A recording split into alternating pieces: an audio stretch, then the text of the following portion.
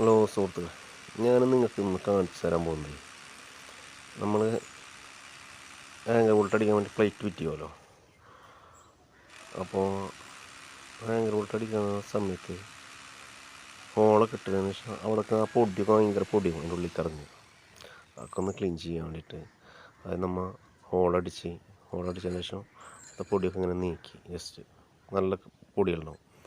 ആ പൊന്തി നിൽക്കണ ഇതിൻ്റെ സിമെൻറ്റിൻ്റെ ഇതൊക്കെ അതൊക്കെ ഒന്ന് അവിടെ ഒന്ന് ഫ്ലാറ്റാക്കി ഉപ്പാക്കി എടുത്തതിന് ശേഷം നമ്മളെന്ത് ചെയ്യുകയെന്ന് വെച്ചാൽ ഒരു മറ്റേ വാട്ടർ ലെവൽ നോക്കില്ലേ, ട്യൂബിൻ്റെ പകുതി കഷ്ണം കട്ട് ചെയ്തിട്ട് ഇങ്ങനെ ഊതി കളഞ്ഞ് കഴിഞ്ഞാൽ ഹോൾ നല്ല പക്കാവും. എങ്ങനെയുണ്ട്? കൊള്ളാലോ. അങ്ങനെ ഊതി കളഞ്ഞ് കഴിഞ്ഞാൽ അവിടെ കംപ്ലീറ്റ് അങ്ങനെ വൃത്തിയാവും.